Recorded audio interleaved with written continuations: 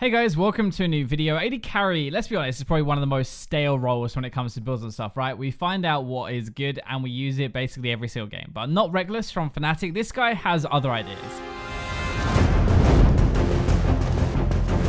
Now, we did look at a variation of this ages ago, like last season, a year ago, but this is taken to another level, really. Before we get into that, though, I just want to say thank you to one of you guys, actually, Seazop, I think that's how you pronounce it. Great name, by the way, for sending this to me and pointing out the Rekklles version of this. So there's going to be a link to Rekklles' op.gg and also the setup if you want to give it a go in the description, but he runs really ham, unique runes. I haven't seen anything like this before. I couldn't find any others using it either, but definitely let me know below if you know somebody. Honestly, I'm surprised he can even walk onto stage so easily with those massive balls. Apparently, he doesn't know what defense is. He even uses this setup in the LCS, not just solo queue. So he has 3 different rune setups depending on the champion. Numero uno, the first setup, the normal one, basically is for every AD. I could find this used by him for Lucian, Tristana, Twitch, Zaya, Jinx, Corki, and of course his famous Kennen. So the reds are 6 AD and 3 attack speed. The yellows are going to be 9 health, the blues 9 attack speed, and your Quints are going to be 2 attack speed and 1 life steal. So the reds and Quints are things we've kind of seen before, but not really the blues and yellows anymore. Like, now you get what I mean about massive bollocks. He's removed the armor and the magic resist from his page to replace it with damage. So even though that lifesteal Quint looks kind of defensive, I guess, it's actually because of his mastery setup, which we're going to look at in a sec. And spoiler, it's actually so he gets even more damage. I know what most of you are probably going to think, like removing armor when you get basic attacked by the enemy AD carry all the time. Like, you know, the guy who builds AD in the lane phase the entire time, it's pretty nuts, but it's a good payoff at least. We're going to compare stuff after I've told you about the 3 variations he has, by the way. The 3 unique versions, I guess. The health in this, though, is also different, and what he's kind of done is put both his defensive normal runes, so the armor and the magic resist, into one single rune set to cover both. It doesn't cover it as well, but it does technically like a similar job, okay? It absorbs both damage sources rather than reduce the damage as it comes in. This setup is way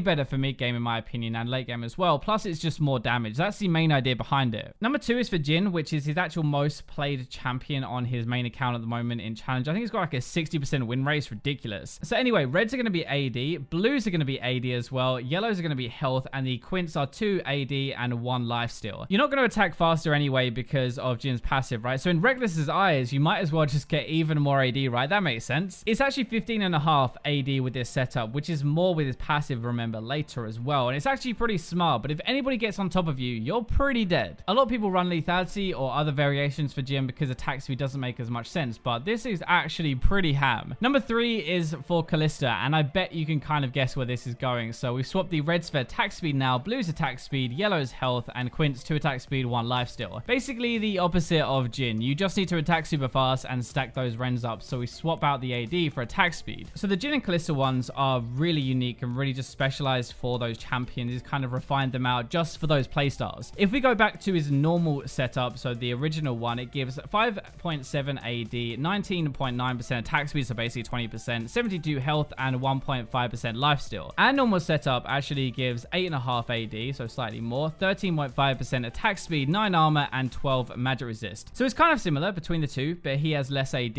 more attack speed, lifesteal, and health instead of the magic resist and armor. But this is kind of where masteries come in. So it's pretty standard, but there's 2 things that help this actually work properly. Number 1, veteran scars, so you get 50 extra health, and you're now up to 122 bonus. Also, maybe more importantly, 1 point in vampirism now and 4 points into natural talent, which adds 8 AD and 0.4% lifesteal. Most people right now, the default, I guess, so like the most common anyway, is to put points into vampirism, and that's 2% lifesteal. So basically, if we put everything together from our setup, the normal setup that most of us use, 8.5 AD, 13.5 attack speed, 9 armor, 12 magic resist, and 2% lifesteal from our masteries. What Rekklles is gaining though is 5.7 AD from runes, 8 from masteries for a total of 13.7 AD. Funnily enough, actually, you hit 3 AD from natural talent at level 4, which brings you to 8.7, so which is more than our setup already. We gain that almost 20% attack speed, we have the 72 health and 1.5% lifesteal from runes, 0.4% from masteries, basically 2% lifesteal overall. So that means just from this setup, Rekklles has 5 more AD than us, 6% more attack speed, the same lifesteal, and he swapped 9 armor and 12 magic resist for 122 health instead. To explain it, it got little bit nerdy. I know, I'm sorry about that, but this setup is actually legit very clever. Just to explain the health thing very quickly, like it will actually be worse early probably because you're being hit by mostly attack damage. In team fights though, when you have AD and AP hitting you, health is probably a really good middle ground stat wise and is probably about even. So that is the setup that he's been running, and do I think everybody should use it? Well, if you're comfortable with it, like trading and stuff in the lane phase, then sure, why not? It's more damage. An AD carry's role really is to do as much damage as possible throughout the game, right? And this is kind of helping you do that. It is very clever, it makes a lot of sense, but at the same time, you do lose a bit more defense. So if you get auto-attacked and bullied a lot in the lane phase, you might not want to do this whole thing. Like, you're going to get a bit screwed. Fortunately though, what we can do is we can kind of take his and Az and put them together a little bit. Rekkles's page is really good for a very good AD carry, right? And Az is kind of good for a basic AD carry. The middle ground, I guess, would be going 6 AD and 3 attack speed in our reds, which is really good with natural talent. Ideally, you do want to throw in a lifesteal Quint if you have enough IP, and then run the 1 vampirism and 4 natural talent masteries, because it does even out to the same lifesteal but more AD. That is a very quick and easy adjust to our page to any AD setup that is actually straight up just better in my opinion. The only downside, really, the only like biggest difference that you might not want to do is the armor and magic resist that you're going to miss. You might actually like suffer a little bit and take a lot more damage. Rekkeles is a very good AD. He can get away with it. Maybe we can't get away as much. So his page is like full ham and optimal for damage, whereas we might want a kind of taking the damage parts of it, but still having the defense. Best of both worlds is probably a very good way of putting that, I guess. But anyway, I hope you guys enjoyed the video. Thank you for watching until the end. Just a quick one for today. But for now, I'll leave you with the robots.